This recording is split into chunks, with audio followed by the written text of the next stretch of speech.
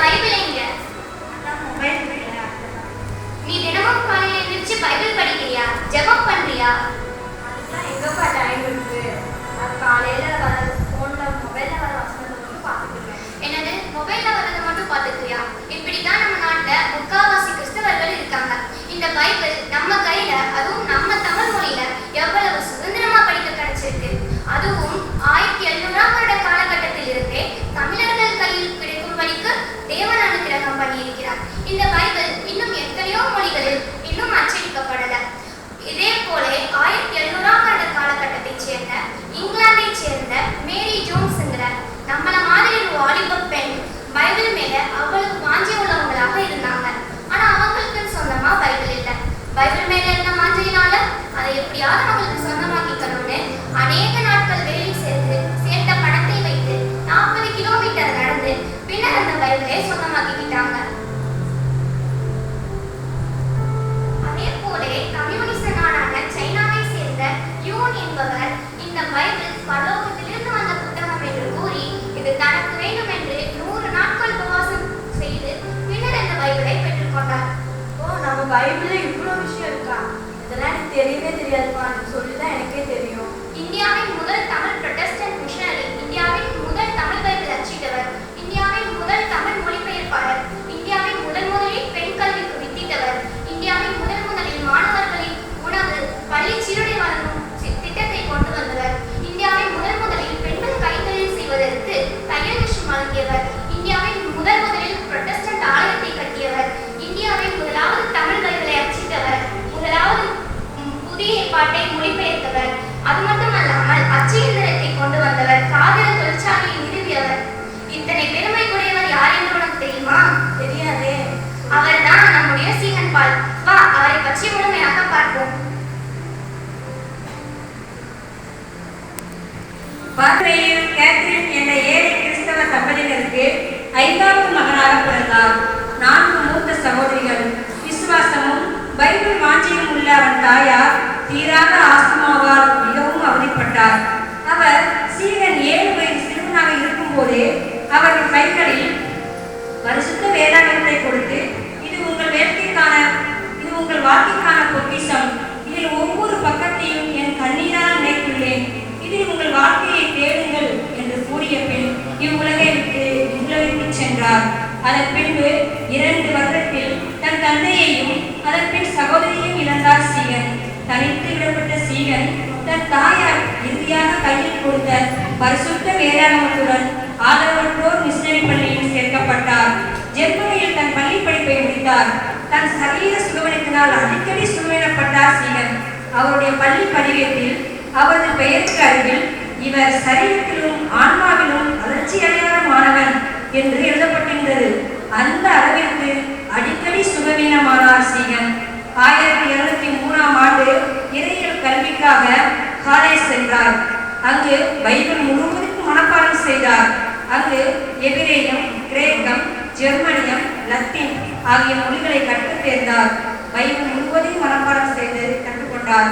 இயேசு என்றால் யார் என்று தெரியாத மக்கள் மத்தியில் ஊழியம் செய்து ஆத்ம ஆதாயம் செய்வதே சிறந்தது என்ற கொள்கையை கொண்டிருந்தார் சீகன்.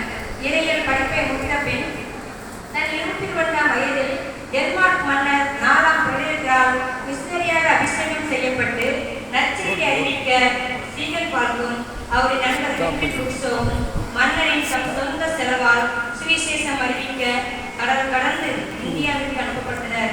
இவருடைய கப்பல் பயணம் சாதாரணமாக இல்லை. இவரின் பயணத்தின் போது இயற்கை சீற்றத்தினாலும் கடல் அலைகளாலும் கப்பல் அலைக்கழிக்கப்படுவதையும் புயல்களால் இறந்தவரின் உடல்களை அடிக்கடி கடலில் தூக்கி எறிவதையும் பார்த்த சீகன் பால் தனது கடற்பயணத்தை இது எனக்கு மரண கல்விச்சாலை என்று கூறி ஒரு புத்தகத்தையும் எழுதினார். 7 மாத கப்பல் பயணத்திற்கு பின் 1706ஆம் ஆண்டு ஜூலை 9ஆம் நாள் இந்தியாவில் உள்ள தமிழ்நாட்டின் கடற்கரையான தரங்கம்பாடியை சோபியா ஹார்ட்விக் என்ற கப்பல் வந்தடைந்தது. இவரின் வருகை அப்பொழுது தமிழ்நாட்டை ஆட்சி செய்த கவர்னர் ராஜேஷுக்கு பிடிக்கவில்லை. இவர்களால் தன்னுடைய வாணிபம் மிகவும் பாதிக்கப்படும் என்று கருதிய அவர் அவர்களுக்கு எந்த ஒரு உதவியும் செய்து கொடுக்காமல் அவர்களை டேனிஷ் கோட்டைக்குள்ளும் அனுமதிக்கவில்லை. கடற்கரை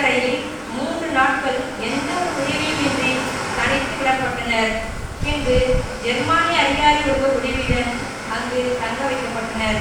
காட்சி 1. கடற்கரை சீகன் வாழ்க்கும் ஹென்றி குரூசோவும் ஜார்ஜ் ஆண்ட்ரியூ.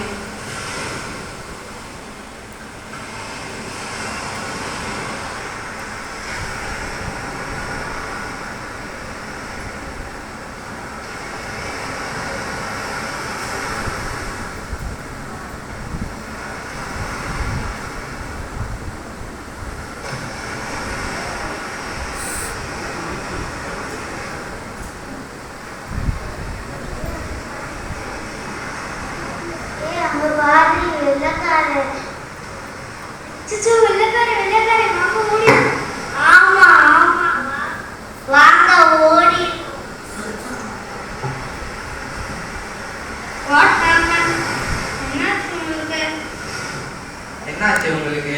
ஏன் இப்படி பயந்து ஓடுறாங்க? திரும்புடா, இந்த பக்கம் திரும்புடா, இந்த பக்கம் திரும்புடா. ஹாய், ஐ அம் ஆண்ட்ரூ. நீங்கள்? நான் சீகன்பால். நான் ஹென்றி குரூசோ. நாங்கள் இருவரும் ஜெர்மனியிலிருந்து வருகிறோம். நான் டேனிஷ் கோட்டையில் அதிகாரியாக வேலை செய்கிறேன். நாங்கள் டென்மார்க் மன்னரால் அபிஷேகம் பண்ணப்பட்டு மிஷினரியாக இங்கு சுவிசேஷம் அறிவித்து வந்தோம். நாங்கள் வந்து 3 நாட்களாயும் அந்த கவர்னர் எங்களை கோட்டைக்கு அனுமதிக்கவில்லை. அப்படியா? நான் சொல்லட்டுமா? நீங்கள் வந்தது இந்த கவர்னர் காசிஸுக்கு பிடிக்கவே இல்லை. நீங்கள் வந்தது அவருடைய வாணிகத்திற்கு இடையூறு ஏற்படும் என்று அவர் உங்களை உள்ளே விடவில்லை. அதனால நீங்கள் வந்த கப்பலே திரும்பி உங்கள் நாட்டுக்கு போயிருங்க. நீங்கள் வந்த கப்பல் இன்னும் ஒரு நாள் இந்த கடற்கரையில். No no no no no. நாங்கள் செத்தாலும் இந்த மண்ணில் தான் சாவோம். இந்த நரகப்பாடியில் உள்ள ஒரு ஆத்மாவையாவது இயேசு கிறிஸ்துவின் அன்பை ஏற்றுக்கொள்வதுன்னா நாங்கள் இங்கேருந்து போவோம். உங்கள் மனசோட வலிமை இந்த டேனிஷ் கோட்டையை தகர்த்திடும். சரி வாங்க, என்னோட உறவினர் வீட்டில் உங்களை தங்க வைக்கிறேன். சரி, ரொம்ப நன்றி.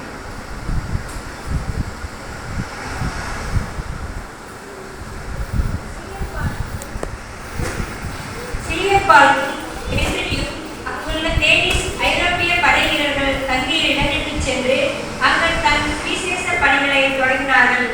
அவர்களுக்கு ஜெர்மானிய வேத புத்தகங்களையும் ஞான பாட்டுகள் அடங்கிய புத்தகங்களையும் கொடுத்து ஜெர்மானிய ராகத்தில் பாடல் பாடவும் கற்றுக் கொடுத்தார்கள். சுவிசேஷமும் அறிவித்தனர். பின்னர் தமிழர்கள் வாழும் பகுதிகளுக்கு சென்று அங்குள்ள தமிழர்களின் வாழ்க்கை முறைகளை கண்டார்கள். தமிழர்களின் வாழ்க்கை முறை தாறுமாறானதாக இருப்பதைக் கண்டு மிகவும் மனம் வருந்தினார். தமிழ் தெரியாத இவர்களுக்கு முதலியப்பா என்ற தமிழர் மிகவும் உதவியாக இருந்தார். அவர் மூலம் 5000 தமிழ் வார்த்தைகளை முதலில் மனப்பாடம் செய்தார். இங்கு தினமும் நடக்கும் காரியங்களை சீகன் ஜெர்மனுக்கு கடிதங்களாக எழுதி ஒவ்வொரு நாளும் தெரிவித்து வந்தார். இவர் தமிழரின் நலனுக்காகவும் பெண்களின் உரிமைகளுக்காகவும் மிகவும் போராடினார். இது கவர்னர் ஹாசியஸுக்கு பெரும் நெருக்கடியை தந்தது. அதனால் கவர்னர் இவர்களுக்கு அநேக இடங்களை கொடுத்து வந்தார். காட்சி 2. ஹென்ரியும் சீகனும் நண்பர் வீட்டில்.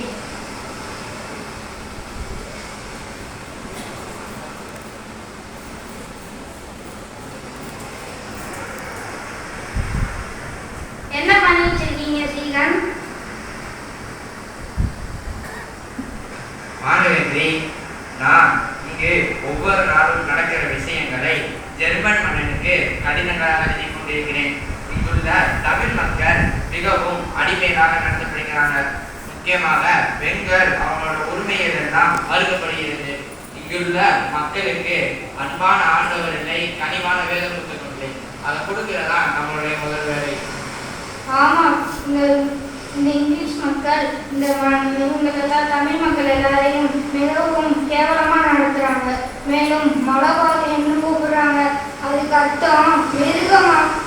இதெல்லாம் பார்க்குறப்ப மனசுக்கு ரொம்ப கஷ்டமா இருக்கு. எனக்கு மனசுக்கு ரொம்ப கஷ்டமா இருக்கு. நான் போய் ஜெபம் பண்ணிக்கிறாரேன். சரி சீகன்.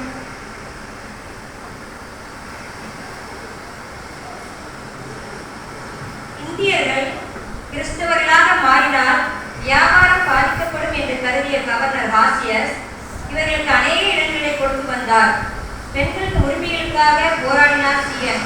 இப்படி ஒரு ஏழை விதவைக்கு நியாயம் கோரும் விஷயம் விஷயத்தில் 1708ஆம் ஆண்டு நவம்பர் மாதம் சீகரின் வீட்டிற்குள் துப்பாக்கி ஏந்திய போலீசார் உள் நுழைந்து ஜோக் பண்ணி கொண்டிருந்த அவரை கைது செய்து சிறையில் அடைத்தனர். இங்கு தினமும் நடக்கும் காரியங்களை ஜெர்மனுக்கு சீகன் கடிதங்களாக எழுதியுள்ளார்.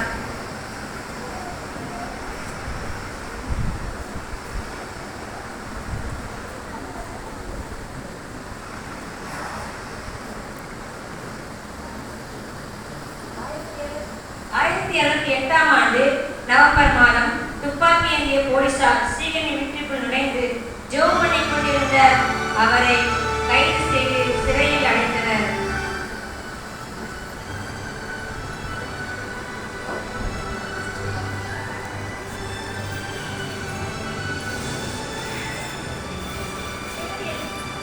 சிறையில் அவருக்கு ஜெர்மன் படையினர்கள் காகிதமும் பேனாவும் மையும் கொடுத்து உதவினர்.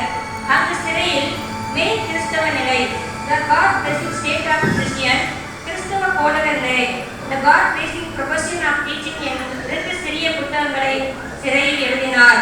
பின்பு 4 மாத சிறைவாசத்திற்கு பின்பு மீண்டும் தன்னுடைய பணிகளை தீவிரமாக தொடங்கினார் சீகன். காட்சி 3. அலப்பு என்ற ஆசிரியர் மூலம் தமிழ் எழுத கற்றுக்கொள்ளுதல்.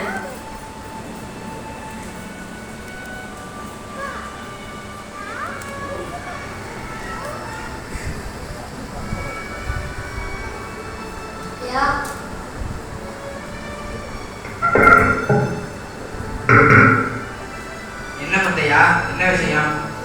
அலப்புங்கிற ஆசிரியர் வாங்கய்யா.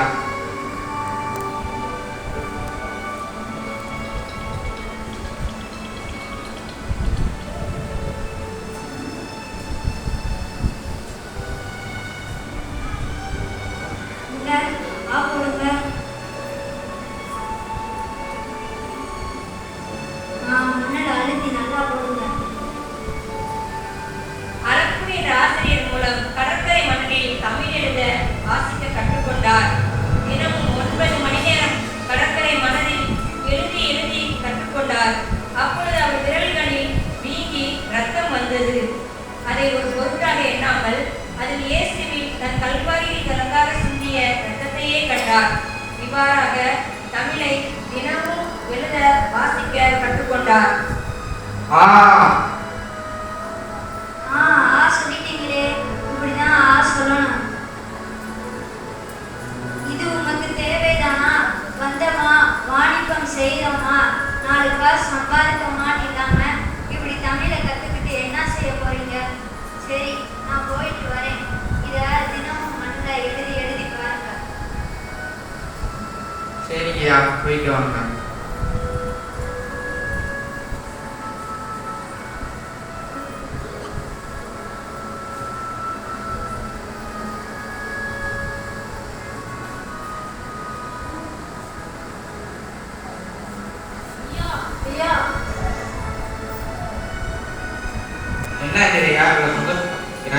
ஐயா, உங்களுக்கு ஜெர்மன், டென்மார்க், இங்கிலாந்து இங்கிருந்தெல்லாம் $3000 பண உதவி வந்திருக்கீங்க. $3000 பண உதவி வந்திருக்கா? அப்படியா? ஆண்டவருக்கு நன்றி. நன்றி. நாம இந்த பணத்தை வச்சு என்ன செய்யலாம்னு ஆண்டவரிடத்துல ப்ரே பண்ணி கேட்கலாம். சரிங்க செய்யலாம்.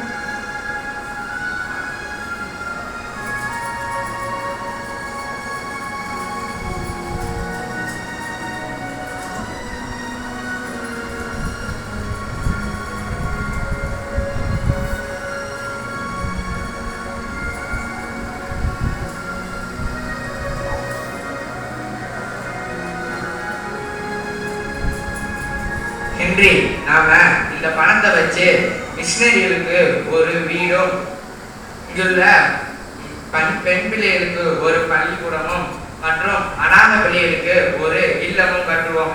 மேலும் இங்குள்ள தமிழ் விசுவாசிகளுக்கென ஒரு தேவாலயமும் கட்டுவோம். அது ஆண்டவர் சித்தமா, அப்படியே செய்வோம் சீகன். சரி ஹென்றி. சீகன் பார்க்கின் தீவிர முயற்சியால் தரங்கம்பாடி மிஷனரியாளருக்கு ஜெர்மன், டென்மார்க், இங்கிலாந்து ஆகிய 3 நாடுகளும் ஆதரித்தன. இவர்களால் கொடுக்கப்பட்ட பணத்தால் பெண் குழந்தைகள் கல்வி கற்க இந்தியாவிலேயே முதலாக பெண்கள் பள்ளிக்கூடம்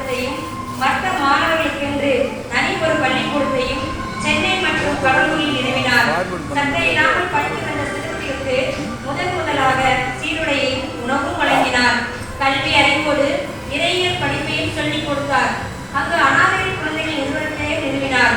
இந்தியாவில் உள்ள தமிழ் கிறிஸ்தவர்களுக்கு என்று ஒரு தனி தேவாலயமும் 1707ஆம் ஆண்டு ஆகஸ்ட் 14ஆம் நாள் புதிய எருசலேம் தேவாலயம் முதலாக தமிழ்நாட்டில் கட்டப்பட்டது.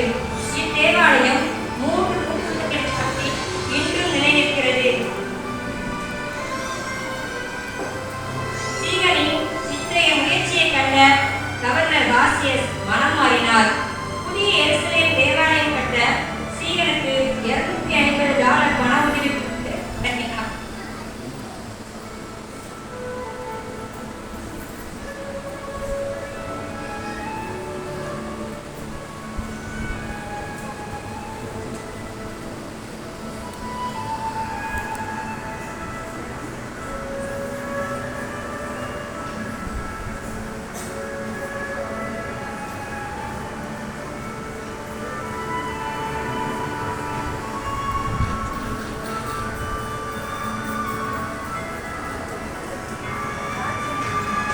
காட்சி 3 சீகன் வீட்டில். ஐயா ஐயா என்ன முத்தையா? ஐயா, நீங்க எவ்வளவு சீக்கிரமா தமிழ் கத்துக்கிட்டீங்க. தமிழ் இலக்கண இலக்கியங்களையும் கத்துக்கிட்டீங்க. எனக்கு தமிழ ரொம்ப பிடிக்கும். தரங்கம் வழியில என்னோட முதல் நண்பன் தமிழ் தான். இந்த தமிழ் மூலமா தான் இங்குள்ள தமிழ் மக்கள் எனக்கு அறிமுகமானார்கள். நாம் சீக்கிரமாக புதிய ஏற்பாடை தமிழில் மொழிபெயர்க்க ஆரம்பிக்க வேண்டும். நிச்சயமாக ஐயா.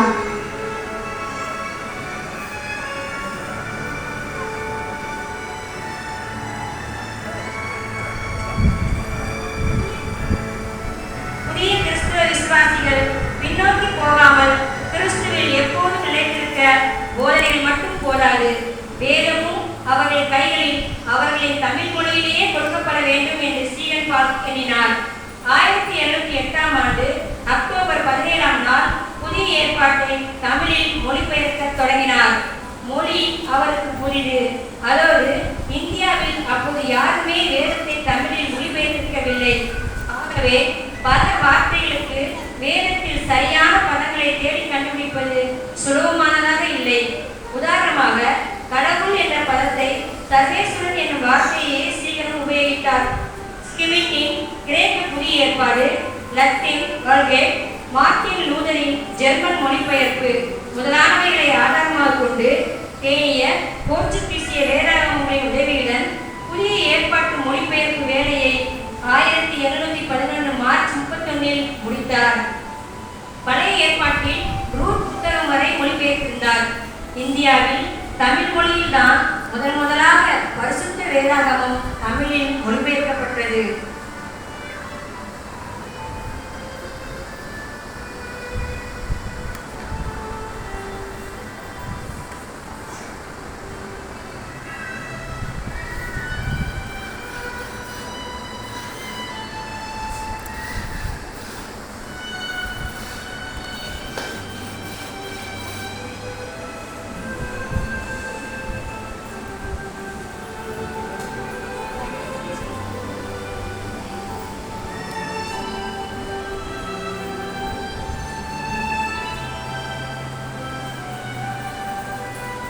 காட்சி 4. இன்றி நாம வெற்றிகரமாக புதிய ஏற்பாட்டை தமிழ்ல மொழிபெயர்த்து முடிச்சிட்டோம். நான் ஜெர்மனுக்கு அச்சேதுர வேண்டி கடிதங்கள் எழுதி அனுப்பியிருக்கேன். இன்னும் கொஞ்ச நாள்ல அதுவும் வந்துடும். வரவும் நாம வேலையை ரொம்ப தீவிரமா நடக்கணும். சரிங்க சீகன். ஐயா, நான் ஒன்று சொல்லட்டுமா? என்ன தெரியா? ஐயா, உங்களுக்கு வந்த பணத்தை எல்லாம் இப்படி உங்க மக்களின் நலனுக்காக செலவழிக்கிறீங்க. இப்படி யார் செய்வாங்க? உங்களை மாதிரி வெளிநாட்டுல இருந்து வந்தவங்கலாம் எங்களை அடிமைகளாகவும் கேவலமாகவும் நடத்திடுறாங்க. அது மூலமா நல்லா சம்பாதிச்சுட்டு திரும்பவும் அவங்க நாட்டுக்கே போறாங்க. ஆனா நீங்க மட்டும்தான் இயேசு சாமியோட அன்பை சொல்றது மட்டும் இல்லாம எங்களை நேசிக்கவும் செய்றீங்க. இப்படிதான் ஆண்டவரே இயேசு கிறிஸ்துவும் ஒருவரை நேசிச்சாரு. அப்படிதான் மற்றவங்களையும் நேசிக்க சொல்லியிருக்காரு. அதுக்குதான் நான் உங்களை நேசிக்கிறேன்.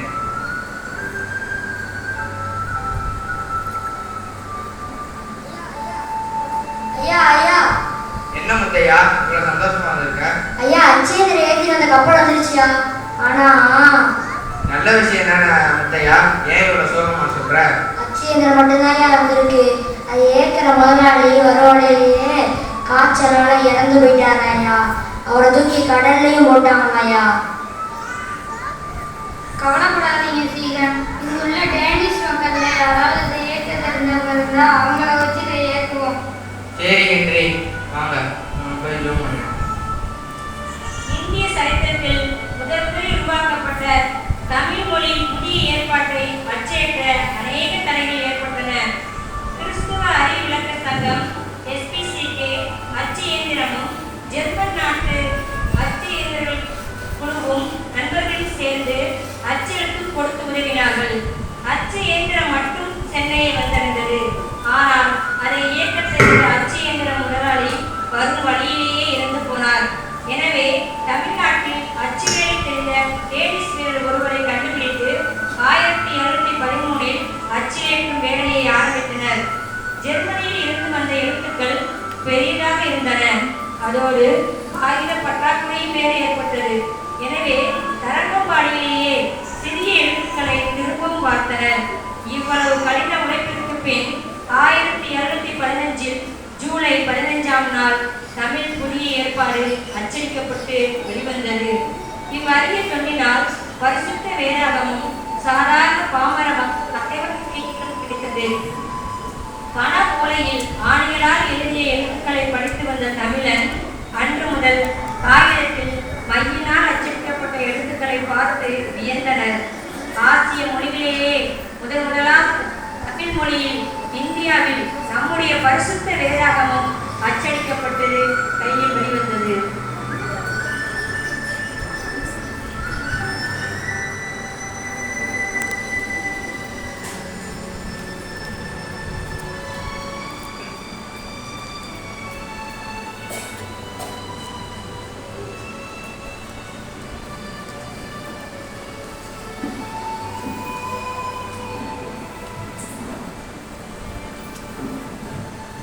காட்சி 4. புதிய எருசலேம் தேவாலயத்தில் இந்திய முதல் புரொட்டஸ்டன்ட் மிஷனரியாகவும் முதல் இந்திய வேதாகம மொழிபெயர்ப்பாளருமான 37 வயது வரை மட்டுமே உயிர் வாழ்ந்தார். 1919ஆம் ஆண்டு பிப்ரவரி 23ஆம் நாள் தரங்கம்பாடியில் உள்ள எருசலேம் தேவாலயத்தில் பிரசங்கம் பண்ணி கொண்டிருக்கும் போது தன் சரீர சுகவீனத்தின் காரணமாக தன் தாயார் கடைசியாக சொன்ன வார்த்தைகளின்படி தமிழர் எல்லார் கைகளிலும் இந்த பரிசுத்த வேதாகமம் தவறுபடி செய்துவிட்டு இம்மண்ணுலகை விட்டு விண்ணுலகம் சென்றார். எல்லாரும் ஜெபம் செய்யலாமா? அம்மின் ஆண்டவரே, உம்முடைய பெரிய கிருபையினால் இந்த தேவாலயத்தை கட்டி முடிக்க உதவி செய்ததற்கு நன்றி. மேலும் இந்த புதிய ஏற்பாடை அச்சடித்து முடிக்க உதவி செய்ததற்கு நன்றி. இதை அனைவரும் வாசிக்க அவர்களுக்கு உதவி செய்யும். நன்றி. இந்த புதிய ஏற்பாடை எல்லா கையிலும் கொடுங்கள்.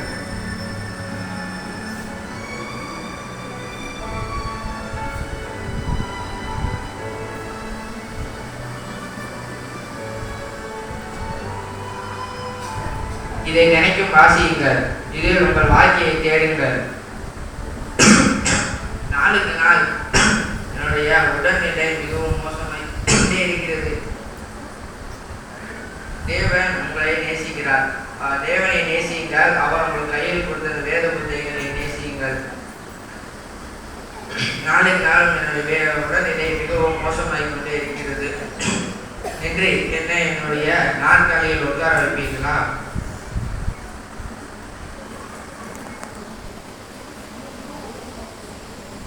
தேவன் தம்முடைய ஒரே பேரானை விசுவாசிக்கிறவன் எவனோ அவன் கெட்டு போகாமல் நித்திய ஜீவனை அடையும்படிக்கு அவரை தந்தள்ளி இவ்வளவாய் உலகத்தில் அனுப்புகிறதோ.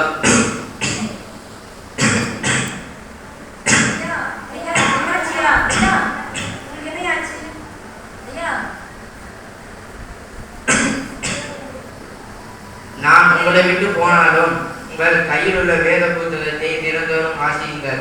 அதில் உங்கள் வாழ்க்கை தேடுங்கள். கடைசியாக நான் உங்களுக்கு சொல்லிக் கொடுத்த அந்த என்னை மீது தாங்கிய என்ற ஞானப்பாட்டை இன்னர வாசிப்போடு படியுங்கள்.